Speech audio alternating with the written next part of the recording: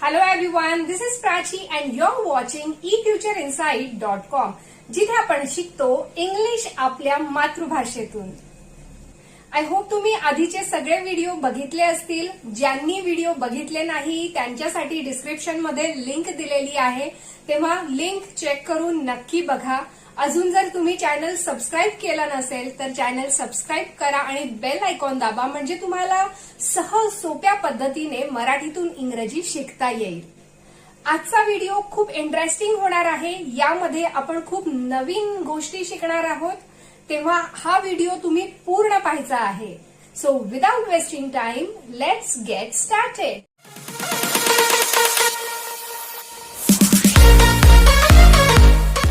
आता आपण पाहणार आहोत 30 days English speaking challenge day 14. मागच्या व्हिडिओमध्ये आपण प्रेपोजिशनचा अभ्यास केला आहे, पण प्रेपोजिशन हे इंग्लिश ग्रामरमध्ये खूप महत्वाचा रोल प्ले करतात. इंग्रजीत शब्दांच्या बरोबर काही विशिष्ट प्रेपोजिशन लावायची असतात, तेव्हा क्रियापदाच्या बरोबर प्रेपोजिशन लावण्याचा आता आपण अभ्यास करूया. ओके, या व्हिडिओत आपण from, by, with, in, of, for, into, against, on, over आणि अबाउट या सगळ्या प्रेपोजिशनचा स्टेप बाय स्टेप अभ्यास करूया, त्याची एक्झाम्पल्स बघूया. आता आपण फ्रॉमचे काही सेंटेन्स बघूया की फ्रॉमचा उपयोग कसा केला जातो. फर्स्ट, मुलगा शाळेत गैरहजर होता. The boy was absent from school. The boy was absent from school. Next, धूम्रपानापासून परावृत्त व्हा. You must abstain from smoking. You must abstain from smoking. माझे काका आसाम मधून आले आहेत. My uncle has come from Assam. My uncle has come from Assam. तो मला तिकडे जाऊ देत नाहीये. He prevents me from going there. He prevents me from going there. तुम्ही अजून आजारातून उठला नाहीत. You have not yet recovered from your illness. You have not yet recovered from your illness. आता तुमच्या लक्षात आलं असेल की फ्रॉम पासून आपण कसे वाक्य तयार करू शकतो. आता आपण बघूया यूज ऑफ बाय. माझ्या बरोबर माझे वडील होते. I was accompanied by my father. I was accompanied by my father. या बातमीने घाबरून जाऊ नका. Please don't get disturb by this news. Please don't get disturb by this news. माझी गोष्ट ऐकून त्याला मजा वाटली. He was amused by my story. He was amused by my story.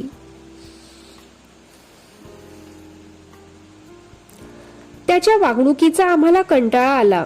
We were bored by his behavior. We were bored by his behavior.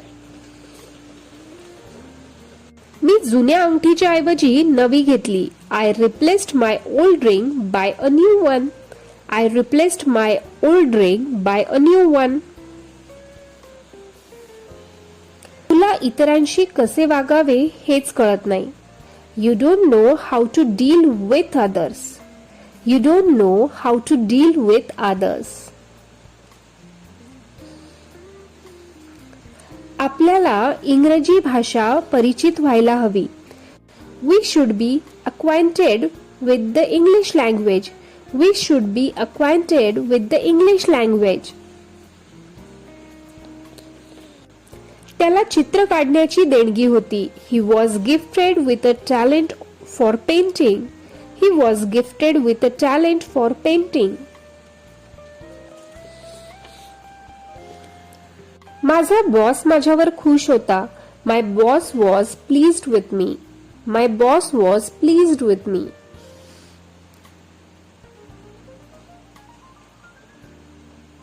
मला तुझ्या प्रगतीने समाधान वाटले आहे. I am satisfied with your progress. I am satisfied with your progress. तो आपल्या कामात मग्न होता. He was busy in his work. He was busy in his work.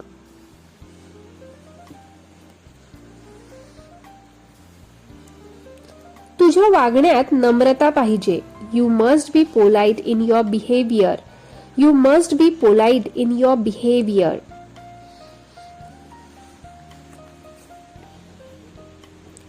तो संगीताचा तज्ञ आहे. He is well versed in music. He is well versed in music.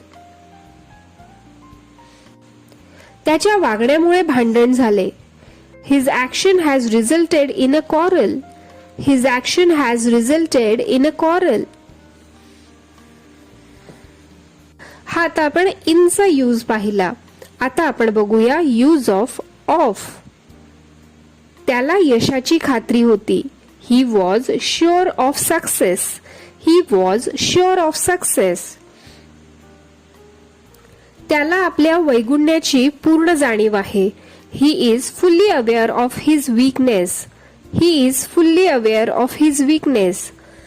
त्याला आंबे आवडतात. He is fond of mangoes. He is fond of mangoes.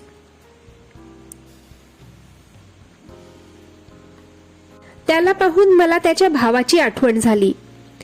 He reminds me of his brother. He reminds me of his brother. तुला आपल्या यशाची खात्री आहे का?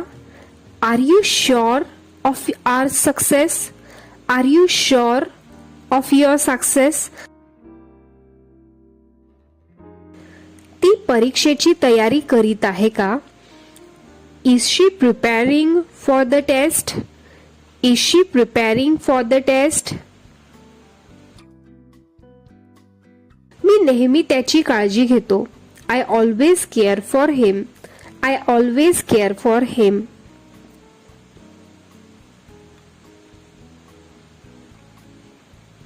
त्याने आपल्या अनुचित वागणुकीबद्दल माझी क्षमा मागितली. He apologized to me for his misbehavior. He apologized to me for his misbehavior. त्याने पैशांचा हिशेब दिला पाहिजे. He will have to account for the money.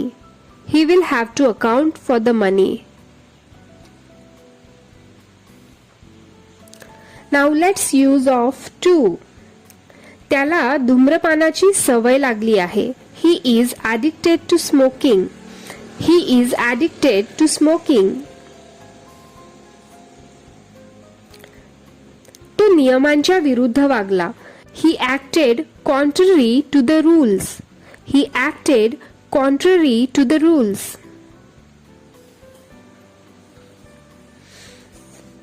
काही लोक प्रकृतीहून पैसा जास्त मानतात. Some people prefer wealth to health. Some people prefer wealth to health.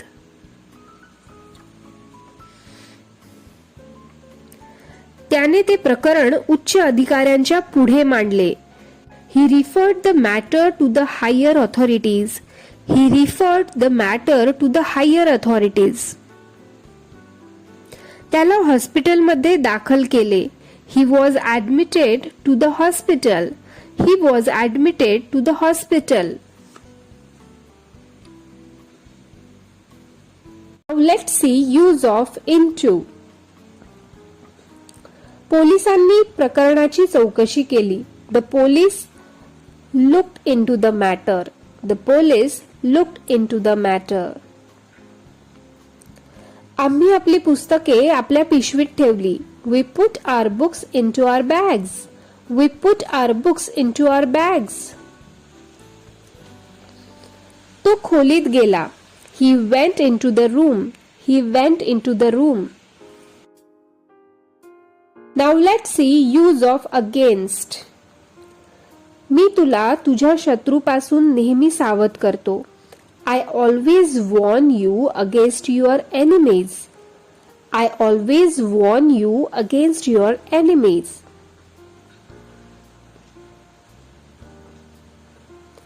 डॉक्टरने त्याला फार श्रम करण्याची मनाई केली. The doctor warned him against working too hard. The doctor warned him against working too hard.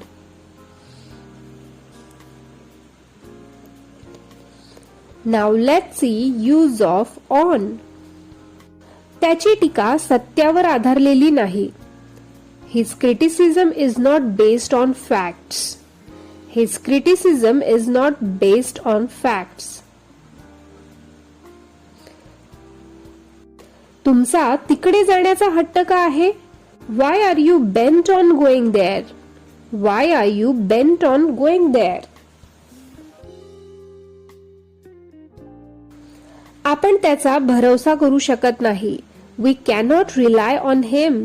We cannot rely on him.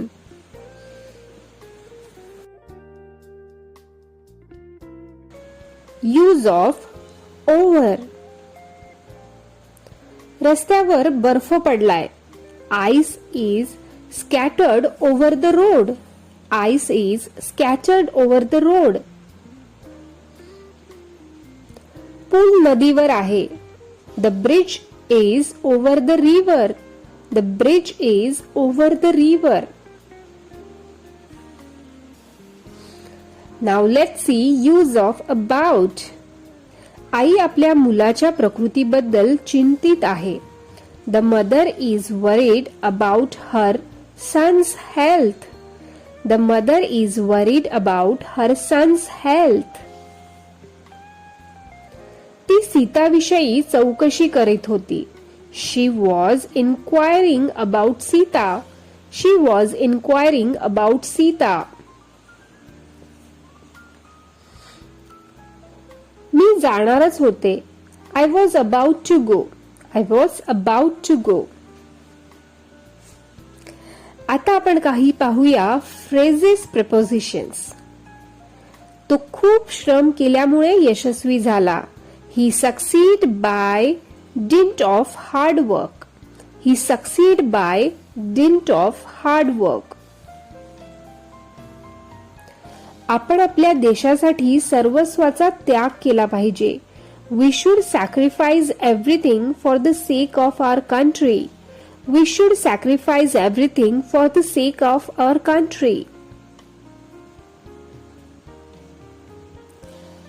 आपण आपल्या मित्रांचे भले करावे. We should act in favor of our friends. We should act in favor of our friends. आपल्याला जगण्यासाठी काम केले पाहिजे. We must work in order to live. We must work in order to live.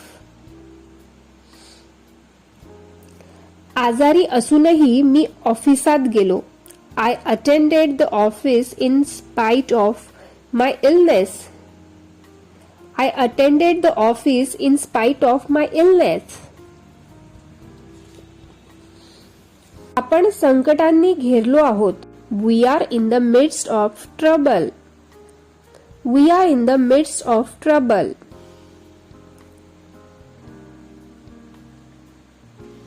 अधिकाऱ्याला निरोप देताना त्याला निरोपाची पार्टी देण्यात आली. The officer was given a farewell party on the eve of his departure. The officer was given a farewell party on the eve of his departure. तर I hope तुम्हाला आता preposition लक्षात आले असतील. यामध्ये लक्षात ठेवण्यासारखे काही महत्त्वाचे पॉइंट्स आहेत ते बघूया. क्रियावाचक इत्यादी शब्दांचा वापर करताना काही विशिष्ट प्रेपोजिशनचा उपयोग होतो, त्याचा चांगला अभ्यास केला पाहिजे. सामान्यपणे अबस्टेन, प्रिव्हेंट, रिकव्हरचा वापर करताना फ्रॉमचा उपयोग होतो. त्याचप्रमाणे अकंपनी, अम्यूज, रिप्लेस बरोबर बायचा वापर करतात. त्याचबरोबर डील, प्लीज, सॅटिस्फाय बरोबर विथचा वापर होतो.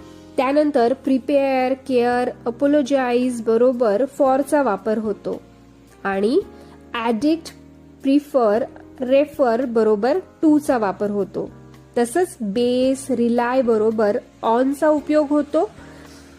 आपण आता जी उदाहरणं पाहिली त्यावरून तुमचं हे लक्षात आलंच असेल, पण ह्या गोष्टी प्लीज नोट करून घ्या. त्यानंतर अजून एक महत्त्वाची गोष्ट म्हणजे प्रेपोजिशन्सचे काही उपयोग बरेच प्रचलित आहेत, म्हणजे नेहमी ते वापरले जातात. ही फ्रेजेस प्रेपोजिशन्स जशीच्या तशी वापरली जातात. उदाहरणार्थ by dint of, for the sake of, in order to, in the midst of, on the eve इत्यादीचा वापर आपण नेहमी अशाच्या अशा पद्धतीने तुम्ही ऐकला असेल. बऱ्याच ठिकाणी असं नेहमी वापरलं जातं. तर यासाठीच तुम्हाला जास्तीत जास्त शब्द माहिती पाहिजे. खूप सारा तुमचं वोकॅब्लरी सुद्धा वाढणं खूप गरजेचं आहे. आपल्या चॅनलवर तुम्हाला वोकॅब्लरी रिलेटेड सुद्धा खूप सारे व्हिडिओज दिसतील, त्यामुळे ते व्हिडिओ बघा आणि जास्तीत जास्त प्रॅक्टिस करा. आय होप तुम्ही बोलून प्रॅक्टिस केली असेल. प्रत्येक सेंटेन्स मी बोलल्यानंतर तुम्ही सुद्धा बोलला असाल. हा व्हिडिओ तुम्हाला कसा वाटला हे कमेंटमध्ये मला नक्की कळवा. अजून तुम्हाला कोणत्या टॉपिकवर व्हिडिओ हवे आहेत ते सुद्धा मला सांगा, म्हणजे मी तसे टॉपिक्स तुमच्यासाठी घेऊन येईल आणि जास्तीत जास्त तुम्ही सोप्या पद्धतीने इंग्लिश कसं शिकू शकता याची मी खात्री करून घेईन आणि काळजी सुद्धा घेईन. जर अजून तुम्ही मला इंस्टाग्राम, टेलिग्रामवर फॉलो केलं नसेल तर फॉलो करा, म्हणजे तुम्हाला डेली इंग्लिशचा डेली डोस तिथे मिळत राहील. आजचा व्हिडिओ तुम्हाला कसा वाटला कमेंटमध्ये नक्की लिहा आणि अशा सहज सोप्या पद्धतीने मराठीतून इंग्रजी शिकण्यासाठी चॅनल लाईक, शेअर आणि सबस्क्राईब करा. लवकरच भेटूया पुढच्या व्हिडिओमध्ये. Till then bye, keep practising.